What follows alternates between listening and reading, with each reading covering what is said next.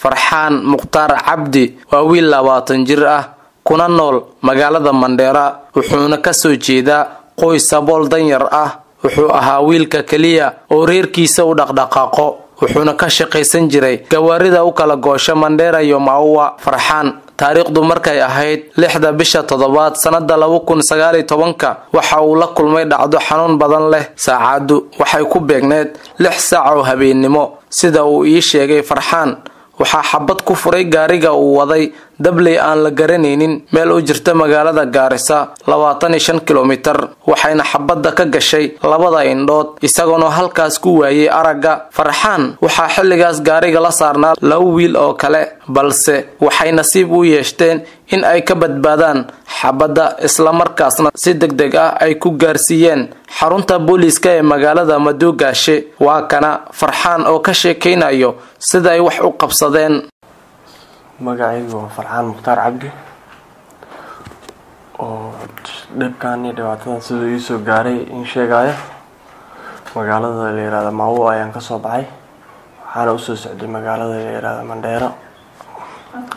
sida u soo socday waxbana maanan arkin. magaalada Maua meel gaalo u jirto 200 kilomitir markaan soo socdo laba tuulo dhexdoodii ayaa shaftay iyo waxay yihiin ma garanayo. sidaan u socday shilkaanayta dhibaatadaanayta 2 rasaas ayaa sidaan igu dhacday. hal markay igu dhacday ayaan tii kale gacanta ujeedaan inay duuban tahay ayaan u dhigay inaan xanuunsaday. tii labaad baa ku imaaday 2 farood ayay ka dhaxbaxday hilibkay goosatay. marka waxay yihiin ma garanayo waan iska sii cararay. magaalo Madoogaashe ayaan imaaday. Madoogaashe ayaa rabood aan ka qoray. raboodkii markaan ka qoray nin sii soconi kara ma noqonin waan dhig baxay. ambulance baa lagu qaaday Gaarisa leela aaday. Gaarisa markaan aadayna isbitaal dhaqaale xumo isbitaal darri. isbitaalka marka waa wiilal walaaladay baa igu imaaday. wiilashii baa iga kaxeeyay oo Nairobi in la qaado go'aan ku gaaray. go'aankii ayaa lagu dhaqaaqay Nairobi baa la geeyay 3 iyo 4 isbitaal ayaan maray. kii afraad baa lagu daaweeyay oo hindhihii inay nuurka ka tageen oo san shaqeynaynin oo aragtida ay ka dhinteen ayay dhaqaatiirtu sheegeen. hindhihii siday dhibaataan igu keenin infection iyo waxay igu qaadin ayaa hindhihii laga saaray. markii hindhihii laga saaray bil iyo 3 casho ayaan ku jiray.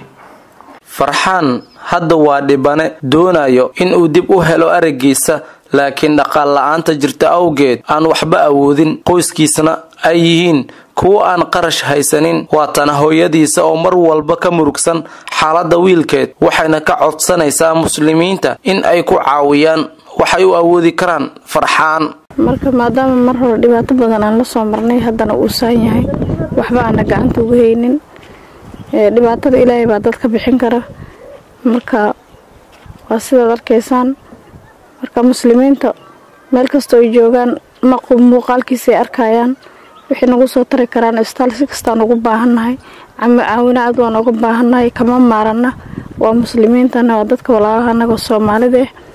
marka waxaan rabnaa inay caawiyaan meel ay joogaanba.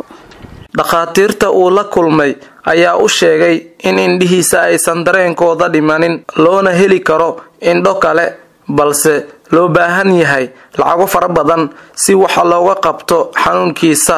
Farxaan ayaa codsigiisa u soo bandhigtay walaalaha muslimiinta iyo dawladda si uu dib ugu heli lahaa aragiisa. marka waxay dhaheen indho waa la heli laakiin waa dibadda halka dibadda oo Hindiya. muslimiinta waxaan ka codsanayaa inay si fiican sidii intay caawin karaan caawimaad aan ka helo. sida aan wada ognahay wax walba uu qof ku dhaco waa wax Ilaahay u qoray kana saari karo. haddaba walaalaha muslimiinta dawladaha iyo hay'adaha waxaa laga codsanayaa in ay garab siiyaan walaalkooda dhibaataysan.